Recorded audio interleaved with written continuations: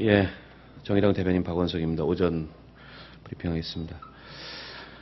4월 16일 천금 같은 영혼들을 우리 곁에서 떠나보낸 지 오늘로 100일이 됐습니다. 참담하고 비통한 마음을 금할 수 없습니다. 다시 한번 세월호 참사로 희생된 모든 분들의 명복을 빕니다. 국가의 직무유기, 국가 시스템의 총체적 부실을 실시간으로 목격하면서 기도와 염원밖에는 할 수 있는 게 없었던 그날의 충격과 무기력함을 우리 국민들은 생생히 기억합니다. 지난 100일은 깊은 절망과 분노의 시간이었습니다. 수많은 진단과 반성이 이어졌고 추모의 행렬은 끊이지 않았습니다. 너나 할 것 없이 생명 존중, 안전사회로의 근본적인 전환과 개혁을 말했습니다.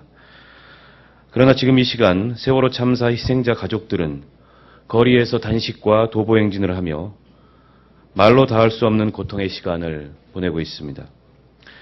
가족을 잃은 슬픔도 형언할 수 없는 고통인데 대한민국은 4월 16일 그날과 아무것도 달라진 것이 없습니다.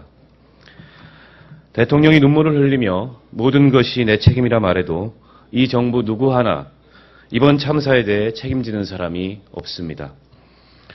지난 지방선거에서 다 바꾸겠다, 다시 한번 일할 기회를 달라며 읍소하던 새누리당은 세월호 특별법을 거부하면서 대한민국이 4월 16일 그날에서 단 한 발짝도 앞으로 나가지 못하게 발목을 잡고 있습니다.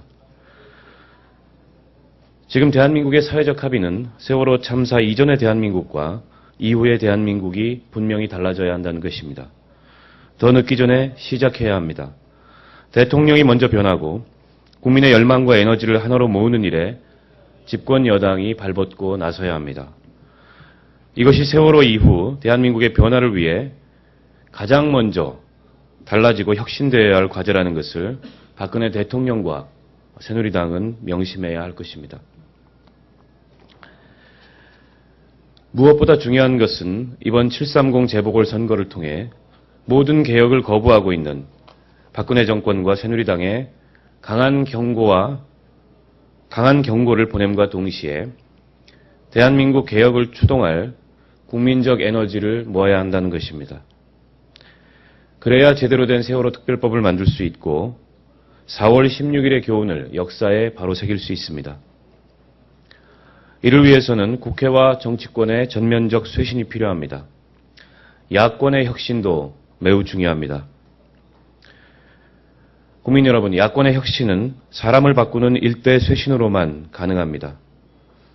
기득권에만 안주해 있는 야당이 아니라 민심을 제대로 듣고 박근혜 정권의 정면으로 맞설 수 있는 강한 야당, 정의당의 후보들을 지지해 주십시오. 국회로 보내주십시오. 국민 여러분께서 저희 정의당 후보들에게 보내주시는 한 표는 야권을 혁신하는 한 표, 강한 야권을 만드는 혁신의 시작일 것입니다. 지금 이 순간에도 팽목항과 진도체육관에는 아직 돌아오지 않은 10명의 실종자를 기다리는 가족들의 형언할 수 없는 고통의 시간이 이어지고 있습니다. 정의당은 그분들의 아픔과 끝까지 함께하며 대한민국 개혁을 위해 모든 노력을 다할 것을 세월호 참사 100일을 맞이해서 다시 한번 엄중히 다짐합니다.